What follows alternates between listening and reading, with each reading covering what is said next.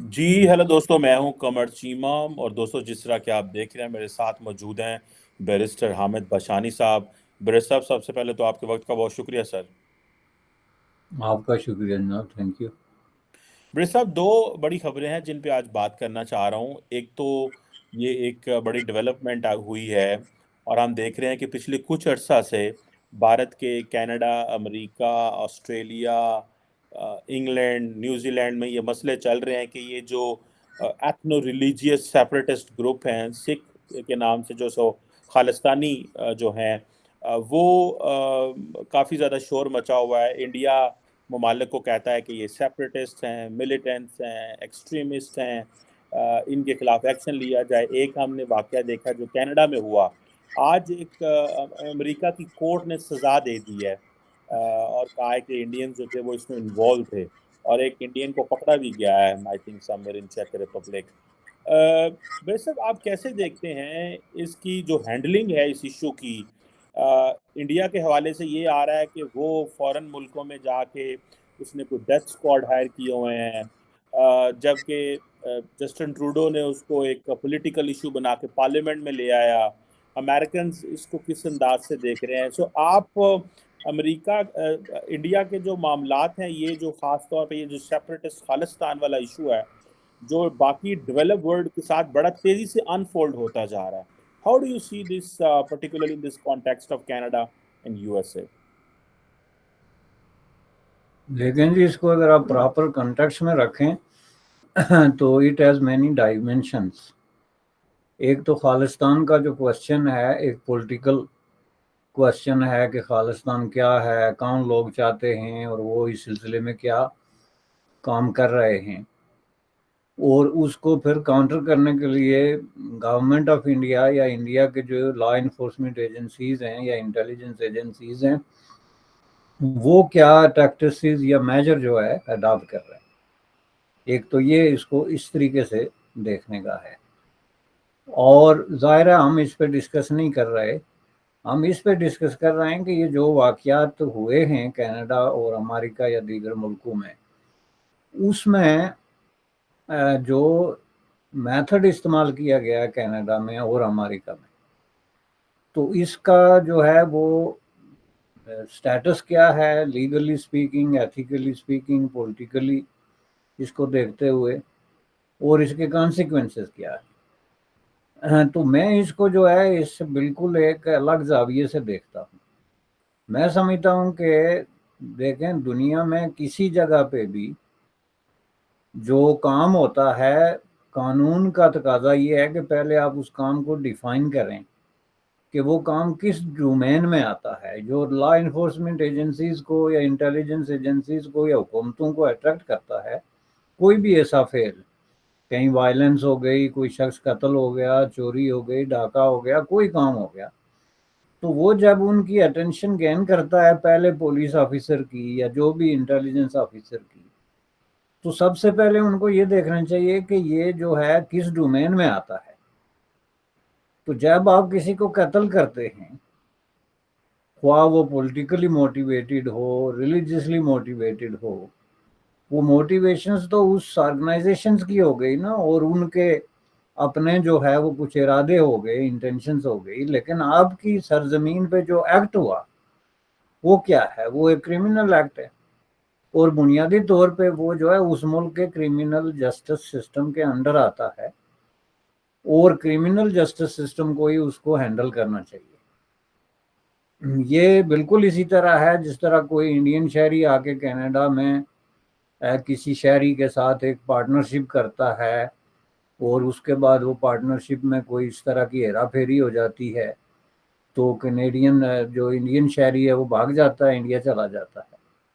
تو اب اس میں سوال یہ پیدا ہوتا ہے کہ کیا ٹروڈو صاحب جو ہے وہ خط لکھیں گے گورنمنٹ آف انڈیا کو کہ جی آپ کے ایک شہری صاحب آئے تھے اور ہمارے شہری کو مار کے چلے گئے، تو آپ اس سلسلے میں کیا فرماتے ہیں؟ بھائی اس میں پوری دنیا میں آلریڈی ایک سیٹلڈ پرنسپل ہے کہ اگر ایسا ہوا ہے تو اس آدمی نے ایک سول ڈومین میں ایک کرائم کومٹ کیا ہے، جس کو آپ جو سول آپ کی لیٹیگیشن ہے، جو اس کا پروسیس ہے، اس کے اندر اس پہ مقدمہ چلائیں، اور اس کے بعد پروسیس فالو کریں۔ اس کے لیے پروسیس میں آپ کو بتاتا ہوں کہ وہ شہری جا کے کورٹ میں اپلیکیشن دے گا کہ یہ ہماری پارٹنرشپ تھی، یہ انڈین شہری تھا، اس کے ساتھ میرا یہ کانٹریکٹ ہے، یہ اس نے وائلیٹ کیا، بھاگ گیا، اس کو نوٹسز جاری ہوں گے، وہ اگر آ کے اپنے آپ کو ڈیفینڈ کرے تو ویری گڈ، اگر نہیں ڈیفینڈ کرتا تو ظاہر ہے کورٹ ڈیسیجن کرے گا، جس کو آپ ایکس پارٹی ڈیسیجن کہتے ہیں بندے کی عدم موجودگی میں، کہ بھائی یہ آدمی جو ہے اس نے کانٹریکٹ توڑا ہے، یہ انڈین سٹیزن ہے، کینیڈا میں نہیں۔ تو وہ جو ڈیسیجن لے کے تو جو آدمی جس نے یہ اپلیکیشن دی ہوئی ہے وہ پھر نیکسٹ سٹیج پہ جائے گا اس کی انفورسمنٹ کے لیے۔ تو اس کی انفورسمنٹ کے لیے وہ کینیڈین وہ بندہ جو ہے اس کو پہلے انڈین کانسٹیٹیوشن دیکھنا پڑے گا کہ وہ ایسے موقع پہ کیا کہتا ہے۔ انڈین کانسٹیٹیوشن جو ہے وہ الاؤ کرتا ہے جو فارن کیسز ہیں ان کی انفورسمنٹ، جس کو آپ کہتے ہیں کہ فارن کورٹس کے ڈیسیجن کی انفورسمنٹ کیا الاؤ کرتا ہے یا نہیں۔ اگر الاؤ کرتا ہے تو وہ جا کے اسی کورٹ میں جس جورسڈکشن میں اس آدمی کا ایڈریس ہے اپلیکیشن دے گا کہ بھائی میں یہ کینیڈا سے آیا ہوں، یہ مجھے کورٹ نے ڈیسیجن کیا، یہ آدمی بھاگ کے یہاں آ گیا، تو آپ اس کو انفورس کریں۔ کورٹ اس کو انفورس کرے گا، بندہ اریسٹ ہوگا، اس کے خلاف جو کاروائی بنتی ہے بنے گی۔ اس کے بجائے اگر یہاں کا وزیر خارجہ فون اٹھا دے کہ نہیں جناب اس آدمی کو آپ ہمارے حوالے کریں، یا وہ آدمی کون ہے، یا آپ ہمارے ساتھ تعاون کریں، تو دس از دیٹ مینس کہ آپ اپنے جسٹس سسٹم سے باہر نکل رہے ہیں۔ اسی بات کو ہم اس چیز سے بھی ملا سکتے ہیں۔ یہ جو کینیڈا میں ایک سردار کا جو قتل ہوا وہ آتا ہے کرمنل جسٹس سسٹم کے اندر۔ اگر یہاں کی کوئی ایجنسی تھی جس نے اس کو ٹریس کیا تو ان کے پاس اتنی ایویڈنس ہونی چاہیے کہ وہ اپنے جج کو کنونس کر سکیں کہ دس از دی ایویڈنس۔ جج کینیڈین ہے، گورنمنٹ آف کینیڈا کی تنخواہ لے رہا ہے، انڈیا کی نہیں لے رہا، تو دس از دی ایویڈنس، اور یہ جو ہے انہوں نے یہ قتل کیا ہے، آپ اس کو فیصلہ کریں۔ تو اگر آپ کے پاس ایویڈنس ہے تو بالکل یہی بات ہے کہ کورٹ ڈیسیجن کرے گا، جب وہ ڈیسیجن کر چکے تو آپ اس آدمی کے خلاف وارنٹ نکالیں، اور پھر گورنمنٹ آف انڈیا کے میکانزم میں جائیں، وہاں کے اگر کوئی غیر ضروری قسم کی کوئی بندہ اس میں رکاوٹ کھڑی کرتا ہے تو پھر آپ پرائم منسٹر یا منسٹر سے بات کریں گے کہ یہ پروسیس تھا تو ہم جو ہے اس کو امپلیمنٹ کر رہے تھے تو یہ رکاوٹ ہے، نہیں ہونی چاہیے۔ چینج آئے کہ آپ یہ سارا آپ کو یہاں کی ایجنسیز کہتی ہیں کہ یہ کام ہوا ہے، ہمارے پاس ثبوت ہے، لیکن ان کے پاس اتنا ثبوت نہیں ہے کہ اس کو لے جا کے کورٹ میں پیش کریں۔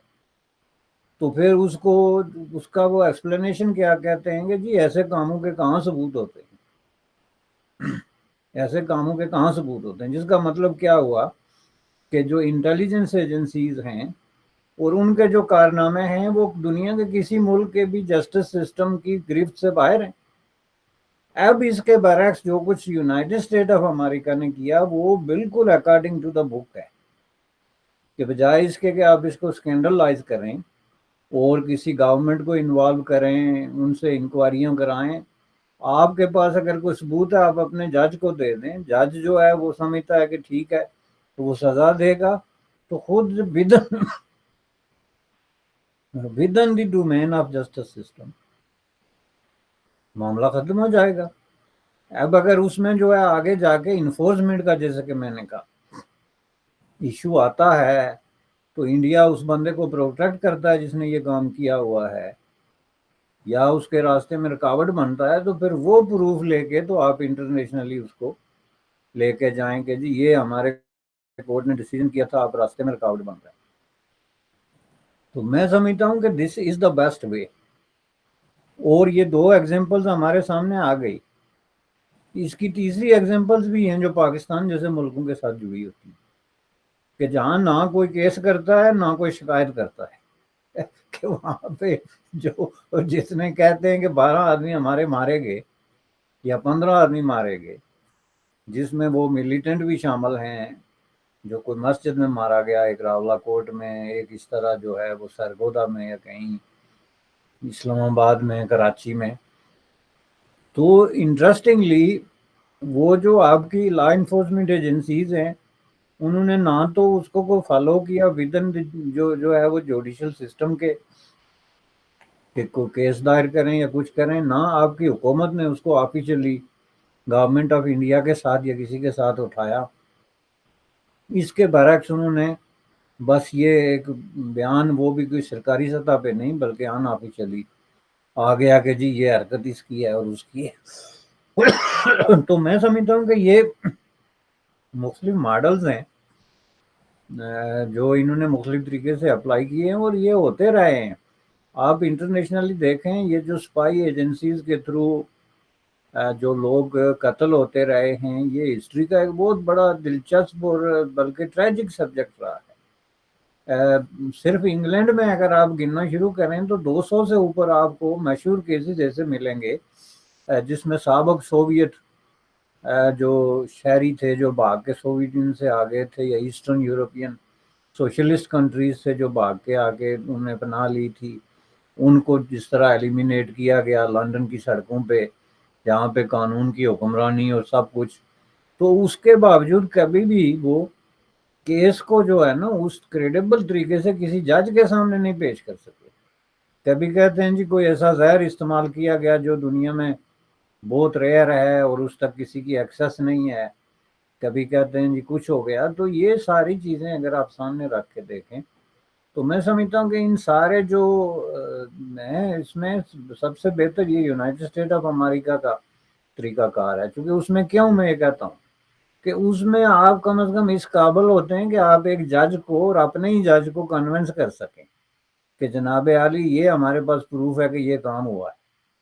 ادروائز یہ محض الزام برائے الزام والی باتیں بن جاتی ہیں جس کی وجہ سے ڈپلومیٹک ریلیشن جو ہے وہ ڈیمیج ہوتا ہے، کنٹریز کے درمیان ٹرسٹ جو ہے وہ ہٹ ہوتا ہے، بہت سارے ایسے مسائل پیدا ہوتے ہیں اور الٹیمیٹلی ہوتا کچھ بھی نہیں.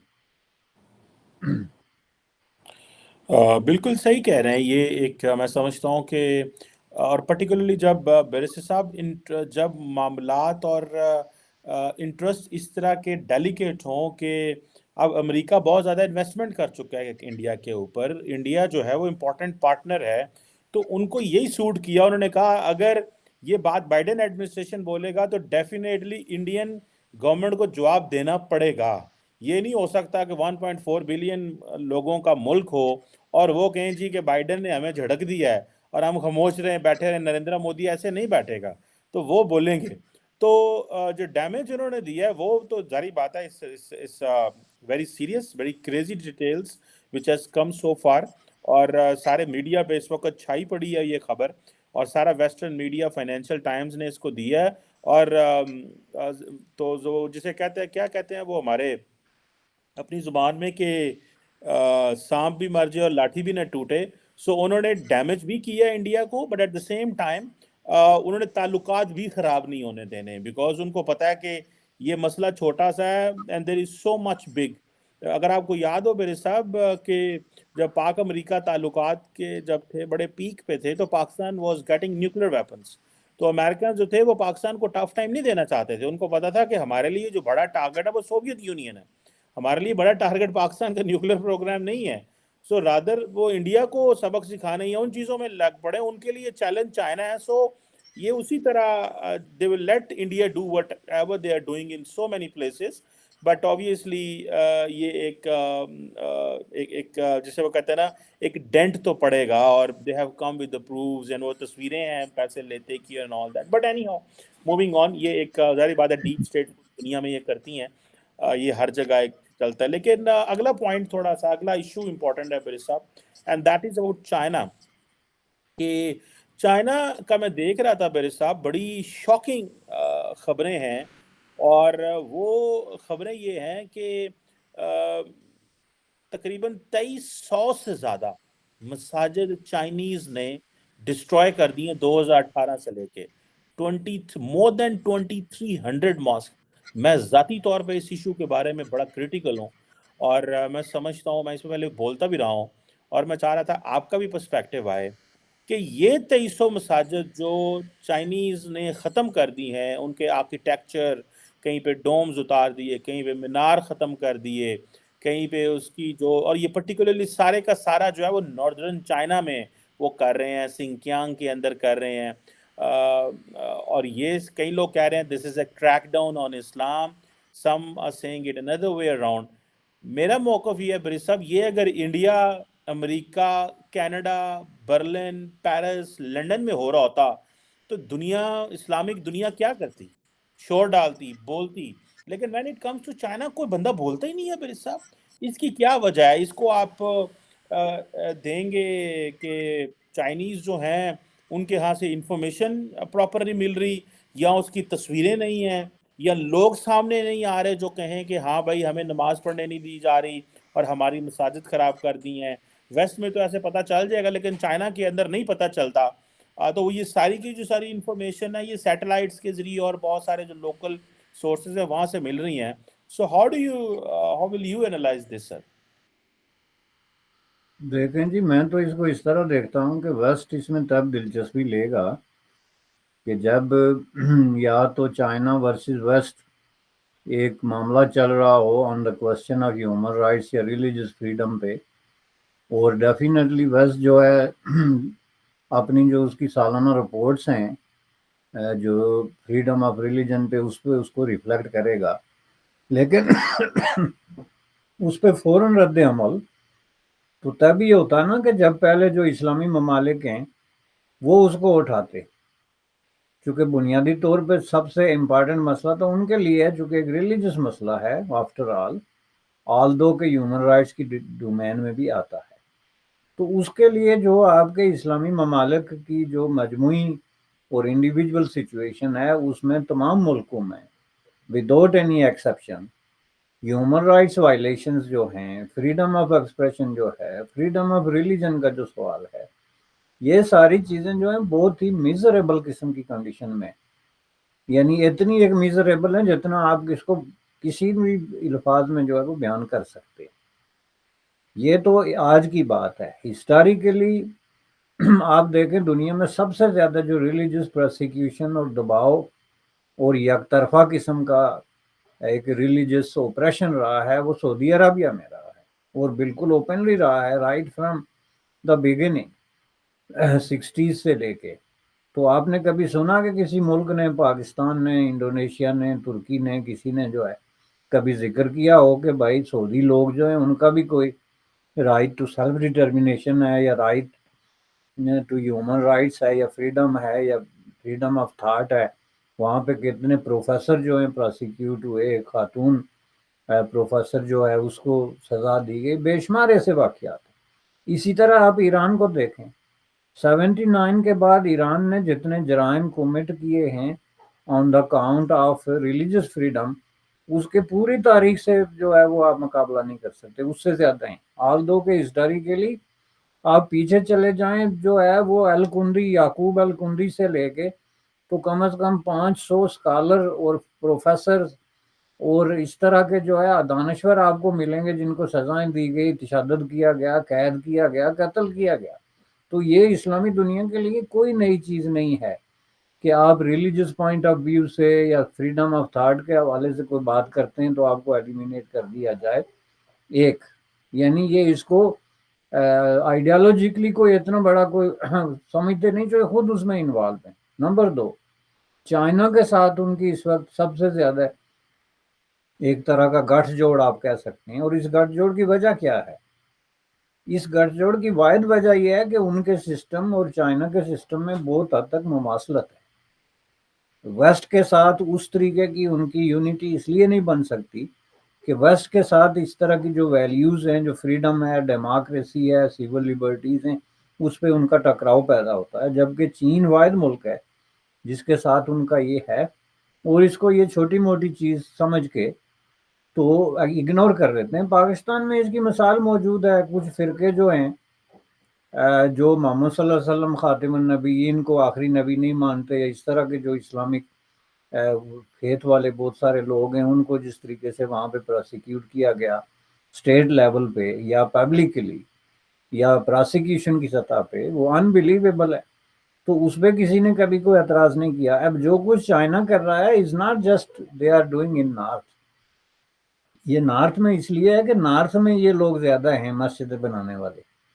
چین جو ہے بنیادی طور پہ ایک سیکولر ملک ہے، اور دنیا کے کسی بھی آپ ملک کے مقابلے میں چین کو رکھ سکتے ہیں سیکولرزم کے حوالے سے. کہ اس کے اندر جتنے مذاہب ہیں، خواہ وہ بدھسٹ ہوں، کرسچن ہوں یا کوئی بھی ریلیجن ہو، ان سے وہ ایکولی ٹریٹ کرتے ہیں. ان کے اندر ایسی کوئی اسٹیٹ کے پاس ایسا قانون نہیں ہے کہ کسی ایک ریلیجن کو وہ پریفرنس دے رہے ہوں اور دوسرے کو نیچا دکھا رہے ہوں، اس طرح کی بات.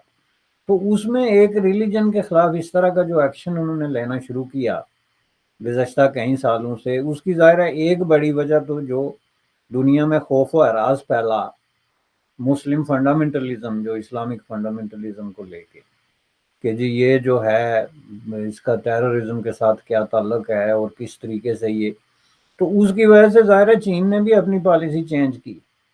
اور ابھی ریسنٹلی جو وہاں پہ کنسنٹریشن کیمپس کا آپ نے دیکھا تھا، جو مسئلہ ہوا، یہ سب کچھ ہوا، یہ سب اسی پالیسی کا نتیجہ ہے.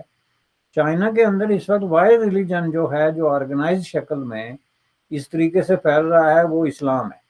اور ظاہر ہے کہ چائنا اپنے سسٹم کو لے کے بہت زیادہ سینسیٹیو ہے. آلدو کہ چائنا میں 60% سے زیادہ لوگ جو ہے ایتھیسٹ ہیں.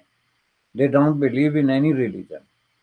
لوگوں کا ان پہ کوئی دباؤ نہیں ہے کسی بھی طریقے سے. لیکن جو ان کا پولٹ بیورو ہے، کمیونسٹ پارٹی آف چائنا ہے، جو ان کا دانشور ہے، وہ یہ سمجھتا ہے کہ اس سوسائٹی میں اس طرح کے جو معاملات ہیں اگر وہ الاؤ کر دیے جائیں تو پھر اس کے ساتھ باقی چیزیں بھی آنی شروع ہو جاتی ہیں نا. جب آپ جو ہے ریلیجن کو اس طریقے سے دیکھیں گے تو اس کے ساتھ پھر پولیٹیکل پارٹیز کا بھی کام آئے گا، اس کے ساتھ پھر اور چیزیں آتی ہیں. تو ظاہر ہے اس طریقے سے وہ اس کو کنٹرول کر رہے ہیں. میں سمجھتا ہوں کہ یہ غلط کر رہے ہیں، قطعی طور پہ غلط کر رہے ہیں، کیونکہ جو فریڈم آف ریلیجن کا تصور ہے، پرنسپل ہے، انٹرنیشنلی ریکگنائز ہے. یونائٹڈ نیشن کا جو یونیورسل ڈیکلریشن آف رائٹ ہے اس پہ چائنا سگنیٹوری ہے. وہ اپنے ملک کے اندر کون سا نظام لاتا ہے، قطع نظر اس کے یہ انڈر اوبلیگیشن ہے کہ وہ وہاں پہ جو مائنارٹیز ہیں ان کا جو ریلیجن ہے اس کو تحفظ دے، اس کو پروٹیکٹ کرے اور اس کے خلاف اس طرح کا کوئی اوپریسو میجر جو ہے وہ اختیار نہ کرے. یہ بالکل کلیئر سی بات ہے. لیکن آپ کو یہ بات کسی اسلامی دنیا کے اسکالر یا حکمران سے جو ہے نہیں سنائی دے گی. جس طرح کے پاکستان کے جو سابق حکمران جو آج کل خود جیل میں ہیں، جن کے ساتھ بڑا ظلم ہوا ہے اور بڑی ناانصافی ہوئی ہے، تو انہوں نے اس وقت اسی ظلم اور ناانصافی کو جو کنسنٹریشن کیمپ کے حوالے سے چائنا میں ہو رہا تھا اس کو انہوں نے کہا تھا کہ نہیں جی ہمیں تو پتہ ہی نہیں، ہم نے تو کبھی نہیں سنا کہ چین نے کبھی ایسا کیا ہو. سرحدیں ملتی ہیں اور ہمالیہ سے اوپر اور سمندر سے گہرے رشتے ہیں، لیکن یہ نہیں پتا کہ وہاں کنسنٹریشن کیمپ ہے. تو اس طرح کی جو منافقتیں ہیں اسلامی دنیا میں ان کو اگر آپ سامنے رکھیں تو اب آپ دیکھیں کہ ان کو ہیومن رائٹس اب یاد آ رہے کہ اب جب وہ خود جو ہے وہ شکار ہوئے کچھ لوگوں کے غیظ و غضب کا اور ان کے ہاتھ میں ریاست بھی ٹول بن گئی اور ریاست کو ٹول بنا کے ان کے خلاف باقاعدہ ایک جبر کا ایک دور شروع ہو گیا، تو ان کو یاد آیا کہ دنیا میں ہیومن رائٹس بڑے امپورٹنٹ ہوتے ہیں. تو اس حوالے سے میں دیکھتا ہوں جی چین کی اصولی طور پہ as a matter of principle اس کو کنڈیم کیا جانا چاہیے.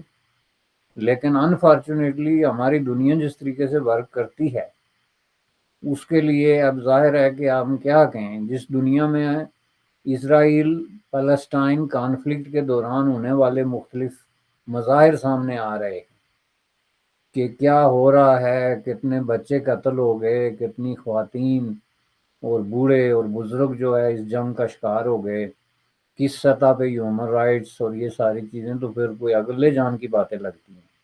دنیا اتنی بروٹل اور اتنی خوفناک شکل اختیار کر گئی ہے ہمارے دیکھتے ہی دیکھتے. اور دیکھیں پوری دنیا جو ہے یا اسرائیل کے پیچھے کھڑی ہے یا فلسطینین کے پیچھے کھڑی ہے، لیکن صرف کھڑی ہے، آگے بڑھنے والا کام جو ہے وہ کوئی نہیں ہو رہا. بس صحیح کہہ رہے ہیں برس صاحب، دنیا بس کھڑی ہے، ہو کچھ نہیں رہا لیکن کھڑی ہے. دیکھتے ہیں کہ ہمیں آئندہ آنے والے دنوں میں ایسی خاموشی ملے گی، ایسا کچھ ہی ملے گا، یہ کس طرح کی دنیا بننے جا رہی ہے. یہ ظاہری بات ہے، ہمیں ابھی ظاہری بات ہے آئندہ آنے والے وقتوں میں تھوڑا پتہ چلے گا. بیکاز وہ جو ایک ورلڈ وار 2 کے بعد ایک پلیٹ فارم آیا تھا گلوبل، وہ سارے کا سارے UN چارٹر تبدیل ہو سکتا ہے۔ ملکوں کی وہ جو استطاعت اور طاقت ہوا کرتی تھی کہ پہلے وہ انٹرنیشنل سسٹم کو یا نارمز اینڈ ویلیوز کو ایک اچھے طریقے سے انفورس کرا سکتے تھے، وہ بھی نہیں کرا سکتے۔ سو لیٹس سی کیا ہوتا ہے۔ Thank you very much mister Hamid Bishani صاحب، it's player talking to you sir. Thank you جناب، آپ کا شکریہ۔